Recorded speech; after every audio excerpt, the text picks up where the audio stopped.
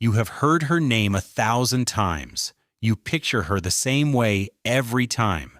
A woman draped in gold, lying on a barge, using her body to bend the most powerful men in the world to her will.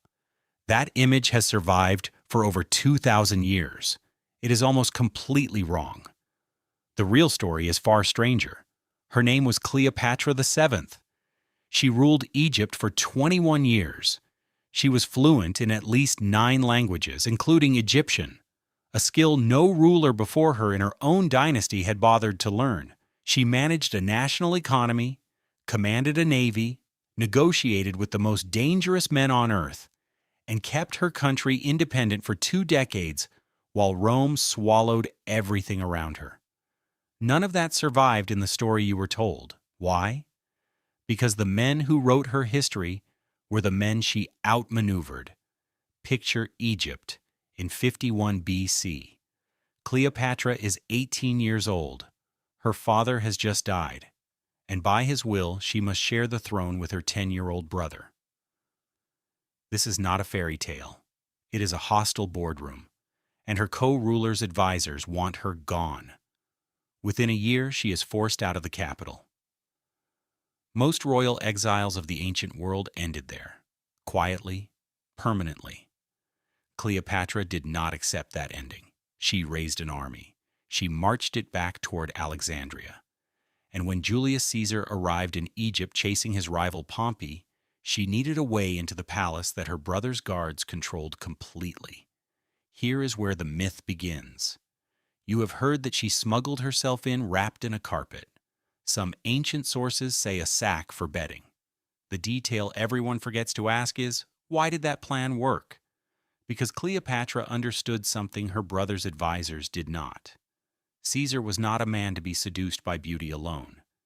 He was 52 years old, the most politically sophisticated man alive, and he had seen more manufactured charm than anyone in the ancient world. What impressed him was not her arrival. It was the conversation afterward. Historian Duane Roller, one of the foremost modern scholars on Cleopatra, has argued that her true power was intellectual. She could discuss philosophy, economics, and military strategy in Caesar's own terms. She offered him something no seduction could: a stable, wealthy ally controlling the grain supply that fed Rome's army. That is not romance. That is statecraft. You have been told this was a love story. It was closer to a merger between 2 heads of state, one of whom happened to also become the mother of Caesar's only biological son. Now think about Mark Antony nearly a decade later. By 41 BC, Cleopatra had survived a civil war, held her throne through Caesar's assassination, and rebuilt her position from near collapse. Antony summoned her to Tarsus, expecting the ruler of a client state to appear before Rome, a little intimidated, a little grateful.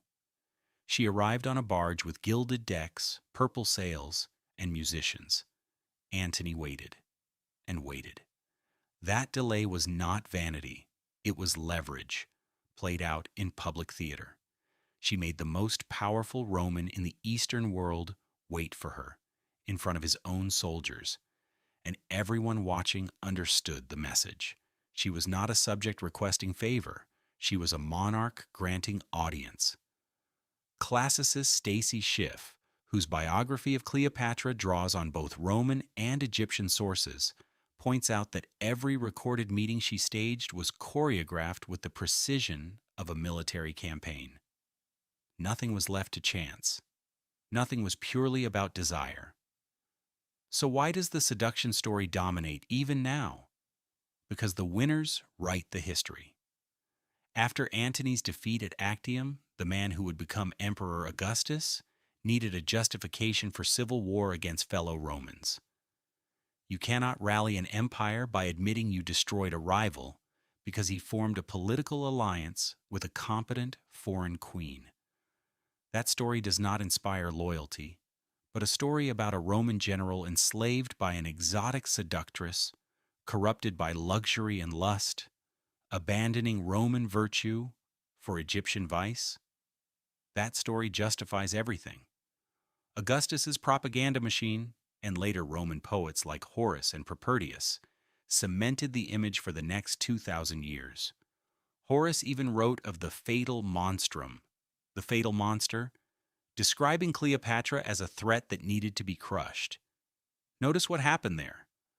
A woman who outnegotiated, outlasted, and outstrategized nearly every man she encountered was rewritten into a cautionary tale about female temptation.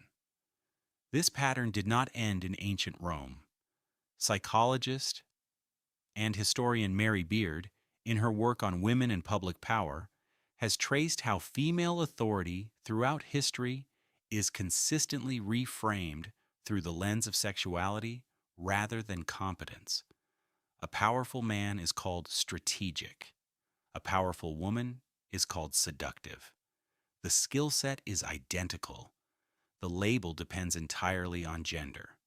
Think about that for a moment. Cleopatra spoke 9 languages. She personally managed Egypt's currency to stabilize it during economic crisis. She financed and commanded warships. She kept the wealthiest kingdom in the Mediterranean independent for 21 years, while every other Hellenistic kingdom around her collapsed into Roman provinces.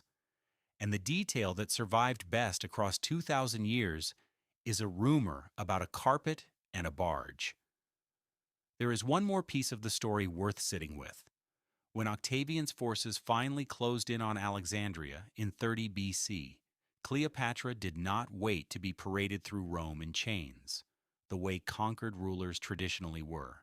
She controlled her own ending on her own terms, denying Octavian the propaganda victory of dragging her through the streets. Even in death, she was making a calculated final move. So here's the real question this leaves you with.